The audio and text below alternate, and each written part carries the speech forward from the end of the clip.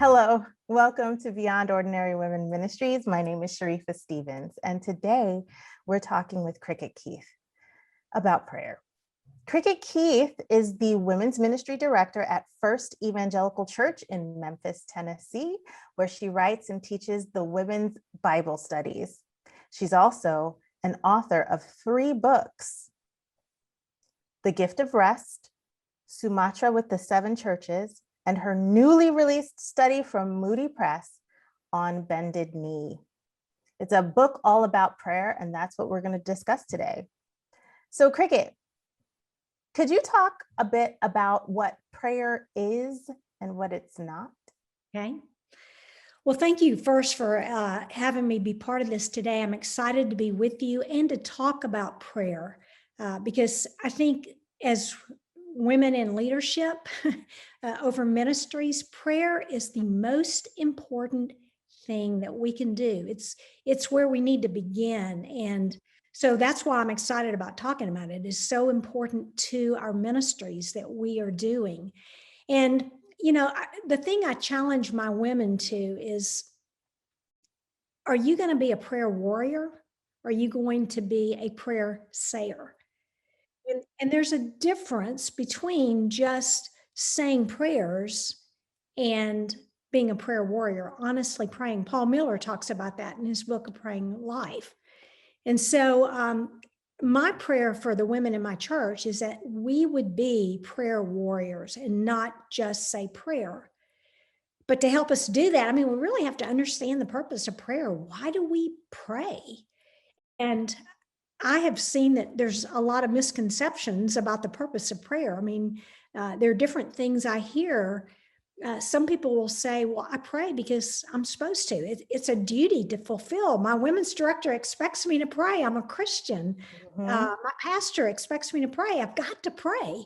And when we look at the purpose of prayer as just a ritual or an obligation we need to fulfill, a duty we need to do, then it becomes more about saying words than it is about really praying from the heart. We're just checking off, okay, I've got to pray, Lord, be with these women today, help them. Okay, done, moving on to the next thing. That's where we're missing the power of prayer when that's all we do, when we look at it as fulfilling an obligation. So that's one thing we don't want to do.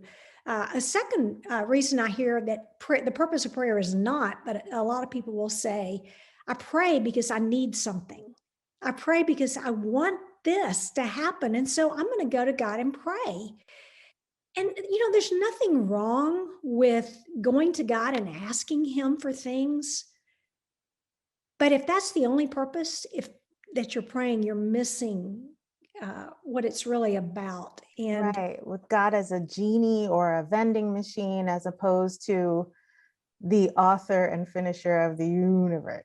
Yes, exactly. I'm glad you mentioned that about a genie. It's not like you go and you rub this magic genie. It's going to do what you want. That's not what prayer is about.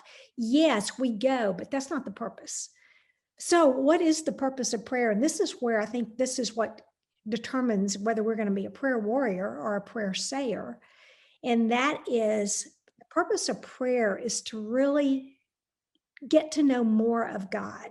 It's not to get something from God. It's to get to know more of God as we spend time with him talking.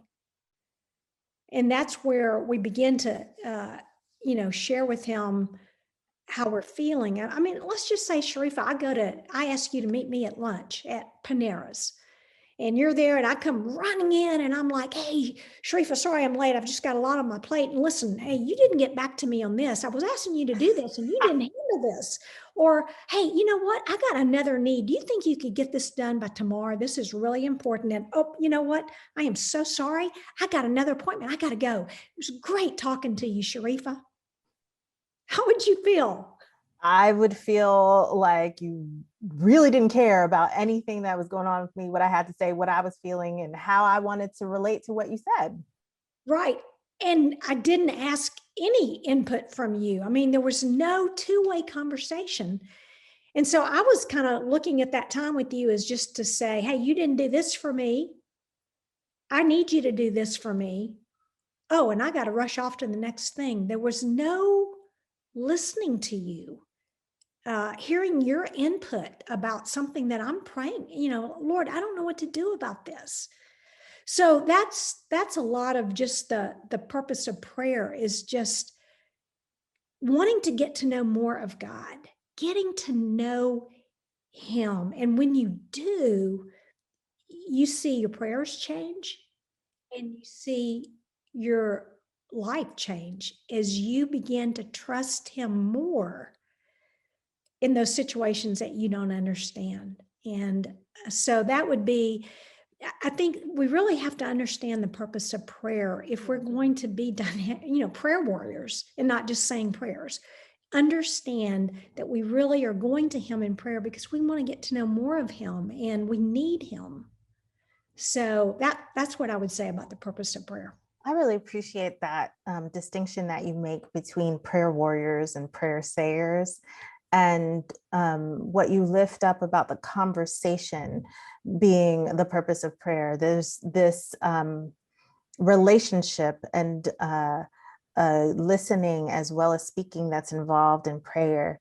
What would you say to people who are intimidated by the thought of having a conversation or a relationship through prayer with this vast God whom we live, move, have our being? I mean, it's one thing for me to be meeting you in Panera. Yeah.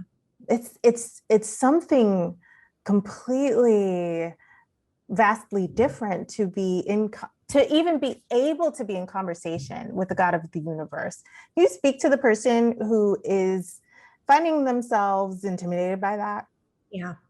And it's easy to be intimidated by it. Why would God, who is this great, awesome God over all the universe, why would he want to take time to meet with me? But what I would encourage women, and what I tell my women, is that he wants to meet with us. I mean, we have a personal relationship with him, and it's hard. I always go back to Moses in Exodus as he would go to the tent of meeting.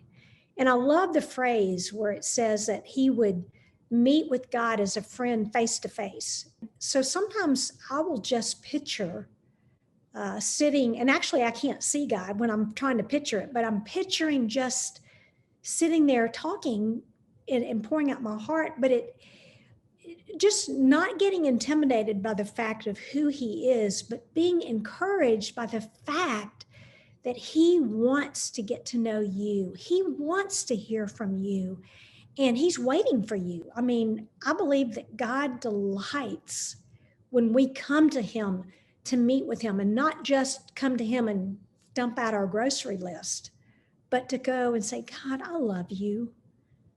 Oh, Father, thank you for doing this. And so, yes, it's intimidating, but don't let that intimidate you. Think of it as he is inviting you to come into his throne room and spend time with him. And then it becomes just a special relationship. And again, it's about the relationship, not a ritual. It's about the relationship with him, even though it's hard to fathom because of who he is. But that's what gives us that special just sense of intimacy with him, when we realize the King of the universe wants to meet with me. He wants to encourage me. He wants to hear from me. And so that's just, don't get bogged down in who, I mean, yes, you want to focus on who he is, but just focus on the fact, God, thank you for inviting me to be part of this with you. That's really good. I think that is a beautiful place to end, a beautiful note to end on, the open invitation of the God of the universe for each one of us in prayer. Thank you so much, Crickett. This is not the end of our conversation.